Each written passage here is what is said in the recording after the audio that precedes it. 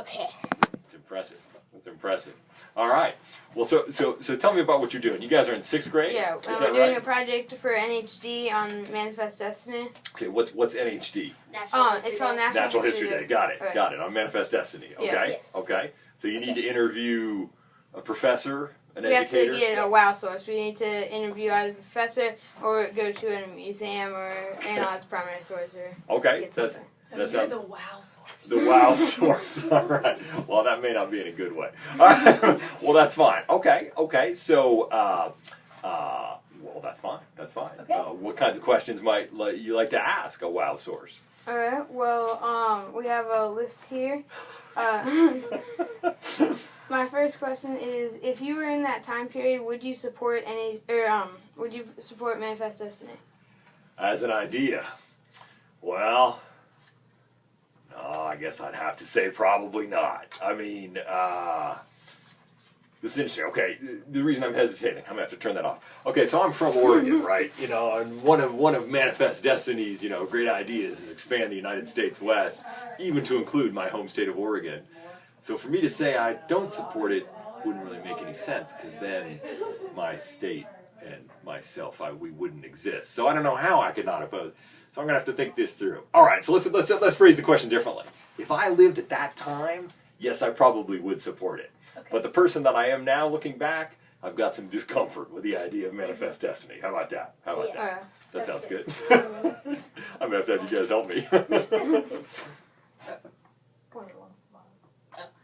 What did the settlers think of Manifest Destiny when it was first introduced to them? Yeah, it's interesting. I was looking it up a little bit today, and I had a hard time finding what settlers would think about it. But my guess is a lot of them would have been pretty enthusiastic. I mean, for example, the folks who were taking these wagon trains out to Oregon, I think this idea that the continent was open to them and was destined to be theirs.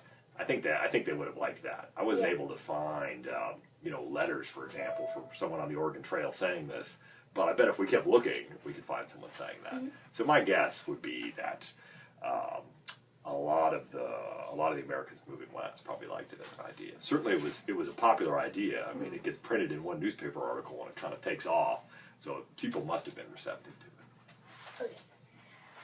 Did Manifest Destiny have any kind of impacts for England?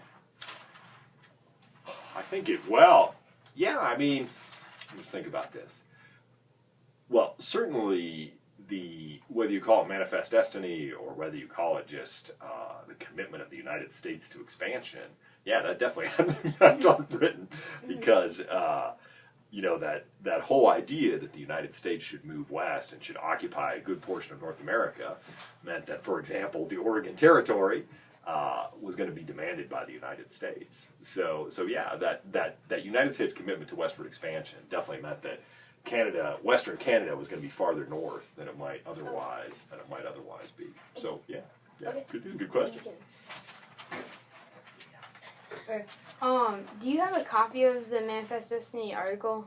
You mean the original? Yeah. I've got copies in some of the books I used to teach are collections of historical documents. So I was actually looking at one this morning. It's one I've taught before, and it didn't have every word of the original article, but it had most of it. So and then you can also, I was noticing, I was looking up on the computer. It's very easy to find the original, the complete original article on the computer as well. Are you guys looking for a copy? Yeah. Do you want me to Xerox one for you? Sure. I could do that. I'll do that right after the interview. That'll be no problem. Okay. Thank you. Yeah. This is a lot to ask. Well, we'll see. Bring it on. Do you know about the Indian Removal Act of 1830? I do. I don't have it. It's been a while since I taught that, but I've talked about it in the past. Yeah, I can't give you every detail off the top of my head, but I'm familiar with it. Yes. Okay. Did the Indian Removal Act have anything to do with Manifest Destiny? And if it did, how did it impact it? I'm not sure about the Indian Removal Act in particular, but I think the idea that was shared by a lot of Americans of European descent that that Indians could be pushed out of the Western Indians could be pushed out of the way or evicted from their lands to make room for European American settlement. That idea, even before anyone said that the words manifest destiny, there are a lot of settlers already acting, a lot of government officials acting on the assumption that the indigenous population of America, the Indians, could be pushed out of the way. So I don't know that that idea so much influenced manifest destiny, as manifest destiny was sort of an expression of a way that people were already acting and thinking. That's the way I think about it. I mean, the great thing about manifest destiny is you can say it easily. It's, I don't know how many syllables, 5 maybe, you know. So it encapsulates, it summarizes a whole bunch of ideas that I think people were already thinking and feeling in one handy phrase that you can still talk about 150 years later for a 6th grade project, you know, because it's so memorable. But I think a lot of folks in the United States were already acting on that assumption. If that answers your question, that's a good question. Thank you. This is a lot like the first question, Sure. What is your idea of manifest destiny like? Was it good, bad? Well, look, I mean, I have sort of a negative feeling about it when I look back on it, in the sense that this idea that a big part of a continent is just fated to be part of a country that doesn't currently control it. You know, that's a kind of aggressive idea. I mean, look, you imagine, for example, today if Canada said, you know, it's the manifest destiny of the nation of Canada to expand southward as far as Mexico. That would be a pretty aggressive. You know, the United States, I think, would not be too happy about that. So you know, going back, the idea that the United States over in the eastern part of North America would say, well, everything that's out there, it just should naturally belong to us. Seems a little bit, you know, overconfident, shall we say.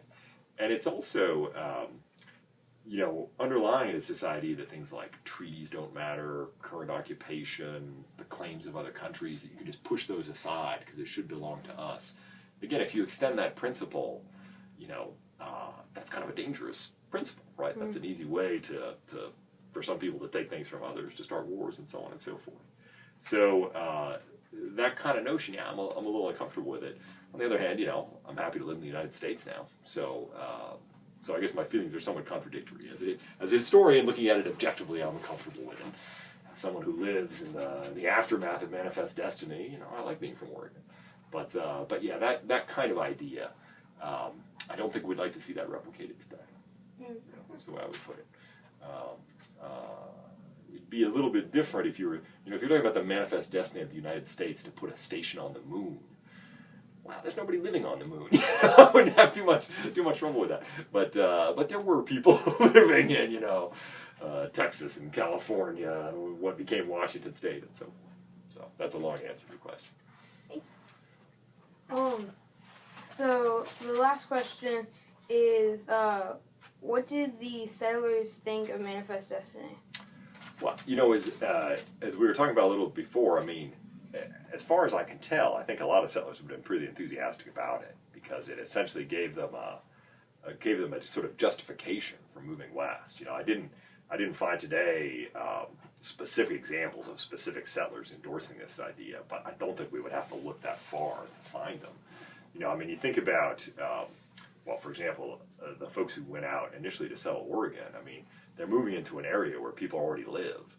The idea that somehow it is apparent, it's manifest, that they are fated to have this land for themselves, that in a sense is creating a justification for them to move in and take the Willamette Valley and some of the nicer farmland in North America. So, you know, I would think we could find lots of settlers who like that idea. There may have been some who had reservations about it, but their actions would seem to suggest, their behavior seemed to be compatible with that idea.